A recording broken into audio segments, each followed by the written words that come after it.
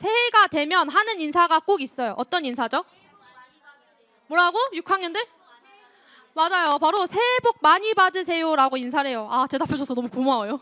그럼 이 복에는 보통 어떤 의미가 있나요? 새해 복 많이 받으세요라고 했을 때 이 복에는 어떤 의미가 있나요? 보통 행복하세요. 하는 일마다 잘 되세요라는 의미를 가지고 있습니다. 그럼 이제 이렇게 질문할 수 있겠죠. 틴즈누리 친구들은 어떤가요? 새해 복 많이 받아서 2달 내내 행복하셨나요? 야, 아니요라고 말하는 친구들 왜 이렇게 많아? 사실 틴즈누리 친구들 중에는 행복한 친구들도 있을 거고 아닌 친구들도 분명히 있을 거예요. 정훈 목사님께 한 가지 이야기를 들었는데 겨울 수련회 기간 동안 행복하다라고 이야기한 친구들이 꽤 있었다는 이야기였어요. 누군가는 3박 4일 동안 했으면 좋겠다라는 무시무시한 이야기를 했다고 들었는데 우리 중에는 겨울 수련회 동안에는 행복했는데 막상 일상으로 돌아오니까 행복하지 않은 사람들도 분명히 있을 거예요. 그런데 사실 좀 겨울 수련회 동안 행복한 게 여러분은 이상하지 않나요? 우리는 그동안 핸드폰도 자유롭게 못했고 자는 시간도 우리 마음대로 할 수 없었어요. 그럼에도 우리 사이에서는 겨울 수련회 기간 동안 행복함을 느낀 사람이 분명히 있었단 말이에요. 수련회 때 틴즈누리 친구들의 이야기와 오늘 본문을 묵상하면서 이런 질문이 들었어요. 도대체 행복, 그러니까 복이란 무엇일까? 사실 설교 본문을 처음 폈을 때 마음이 되게 좋았어요. 왜 좋았냐면 이번 설교는 사실 아름다운 축복문이거든요. 그러니까 내심 속으로 이번 주는 아름다운 축복문 이야기하면 끝나겠다라고 생각했던 거죠. 그런데 이 생각이 복의 정의에 대해서 알아보고 나서 굉장히 부끄러워졌어요. 제가 어렸을 때, 그러니까 라떼 몇몇 목사님들이 이렇게 설교하시곤 했어요. 하나님을 믿으면 여러분 복은 그냥 따라옵니다. 새벽기도 나오면 자식들 무조건 잘 되고 생각하시는 대로 믿음의 분량대로 무조건 잘 될 겁니다. 이렇게 설교하셨었단 말이에요. 그래서 저 역시도 복의 정의를 살펴보기 전에 이와 비슷하게 생각했어요. 복은 결과다. 성공한 것의 결과다라고 생각했단 말이에요. 그런데 오늘 본문을 면밀히 살펴보면서 성경에서 말하는 복은 이런 결과적인 복, 성공한 것에 대한 결과를 이야기하는 게 아니다라고 생각이 들었습니다. 오히려 성경에서 이야기하는 복은 자세예요. 어떤 자세냐? 이 복이라는 단어는 무릎을 꿇다에서 파생된 단어예요. 성경에서 관심 있는 것은 하나님께서 우리에게 무엇을 주실까, 어떤 좋은 것을 주실까가 복이 아니라 오히려 하나님께 엎드린다는 사실 그 자체가 복이라고 이야기합니다.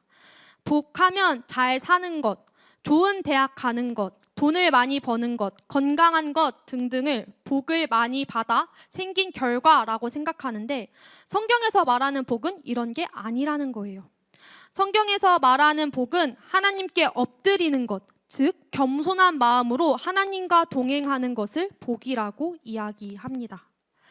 오늘 본문도 이스라엘 백성을 향한 축복문이에요. 이 축복문을 아론의 축복이라고 이야기합니다. 그리고 그 내용을 잘 살펴보면 잘 먹고 잘 사는 것, 물질적으로 풍요로운 것과는 전혀 관련이 없어요. 다시 한번 개역 개정으로 읽어볼까요? 시작! 여호와는 내게 복을 주시고 너를 지키시기를 원하며 여호와는 그의 얼굴을 내게 비추사 은혜 베푸시기를 원하며 여호와는 그 얼굴로 내게로 향하여 드사 평강 주시기를 원하노라 할지니라 하라. 아까 복은 하나님께 엎드려지는 것, 즉 겸손한 마음으로 하나님과 동행하는 삶 그 자체라고 이야기했어요. 그렇게 오늘의 본문 역시 하나님과 어떻게 관계를 맺어야 할까에 초점을 두고 있는 거예요. 하나님의 관계와 어떻게 관련이 있는지 한번 요목조목 다 따져봅시다. 축복문에서는 하나님께서 복을 주시고 지켜주실 것에 대해 첫 번째로 이야기하고 있어요.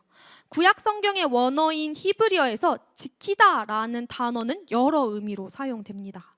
누군가를 안전하게 보호하는 것을 의미하기도 하지만 하나님의 계명과 율법을 어기지 않고 잘 지키는 것을 의미하기도 합니다. 그렇기에 너를 지키시기를 원하며 라는 구절은 위험으로부터 안전하게 지키시는 하나님을 표현함과 동시에 하나님의 뜻을 어기지 않고 잘 지키기를 바라는 하나님의 소망 역시 표현됩니다. 그리고 두 번째로 하나님께서 얼굴을 비추시는 것과 은혜 베푸시는 것을 이야기합니다. 하나님께서 얼굴을 비추는 것은 마치 하나님에서 나오는 얼굴의 빛이 영화에서 이야기하는 필라이트 조명처럼 우리에게 떨어지는 것을 의미합니다. 제가 어렸을 때 다니던 교회에서는 주보 표지를 이런 걸 많이 썼거든요. 하늘에서 뿜어져 나오는 빛. 사실 저 어렸을 땐 이런 그림이 주보 국룰 사진이었어요. 근데 왜 사용했을까 생각이 드니까 이 하늘에서 뿜어져 나오는 빛이 약간 예수님이 재림하실 것 같기도 하고 뭔가 성스러워서 많이 사용했던 것 같아요. 화면 속 사진처럼 하나님께서 얼굴을 비추시는 것 역시 아름다운 표현입니다. 그리고 하나님께서 얼굴을 비추신다는 표현은 단순히 아름다운 표현을 넘어서서 절망의 길 가운데 어두운 길을 갈 때 하나님께서 빛을 비추셔서 여러분이 밝은 길로 어떤 길을 가야 할지 알기를 원합니다 라는 소망이 담겨져 있는 마음을 나타냅니다.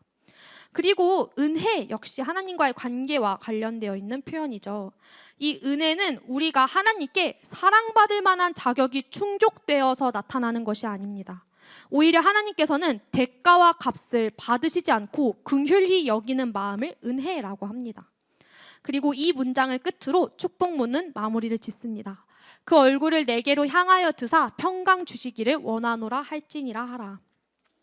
여러분, 작가들이 가장 중요한 내용을 서론, 본론, 결론 중에 어디에 가장 많이 쓰는지 아세요? 보통? 맞아, 결론에 많이들 써요. 그래서 오늘 이야기하는 이 축복문 역시 이 결론이 가장 핵심 포인트입니다.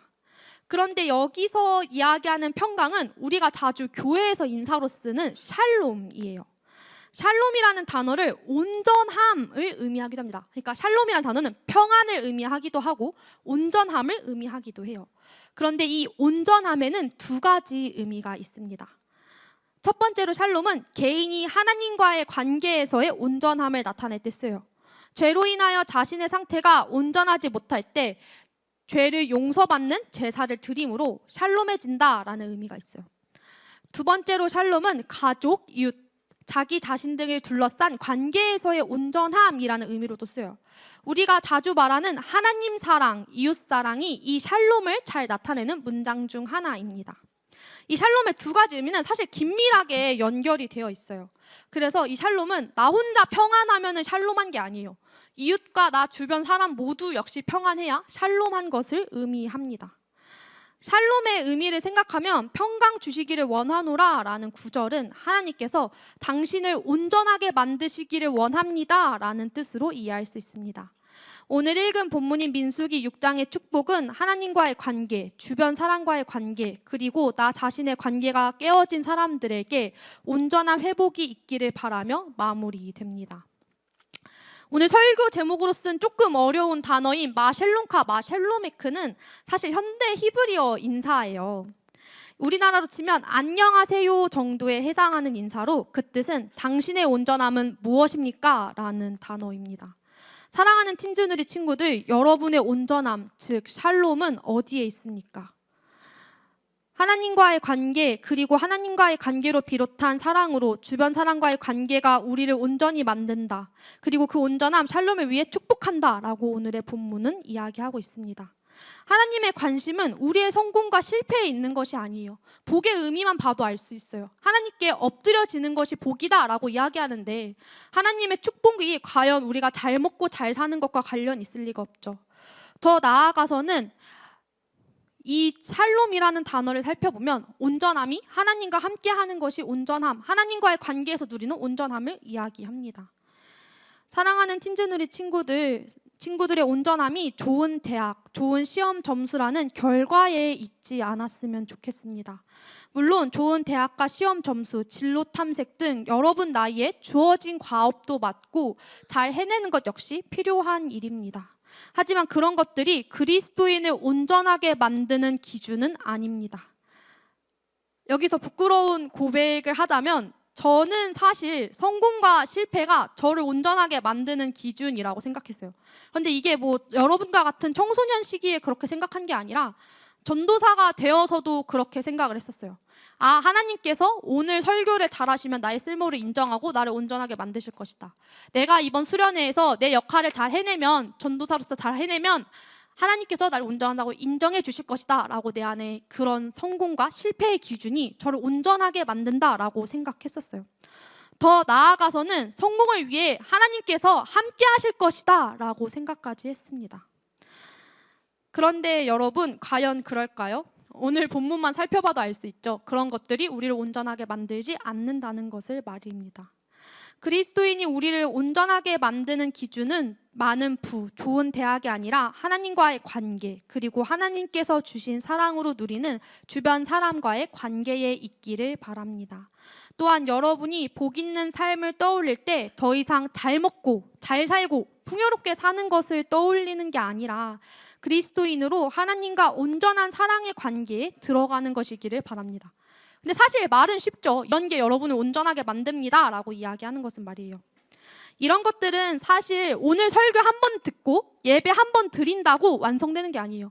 우리의 삶을 전체적으로 살아가면서 결국에는 우리의 삶을 하나님께서 완성시키는 것을 온전히 맡겨드리고 하나님과의 관계에 온전히 드려질 때 이루어지는 일입니다. 이스라엘 백성은 심지어 광야에서 이 축복을 들었습니다. 광야는 그 무엇도 잘할 수 없는 죽음의 땅이었고 심지어 들짐승의 위협까지 도사렸습니다. 그런 곳에서 하나님께서는 이스라엘 백성에게 오늘 축복을 말씀하십니다.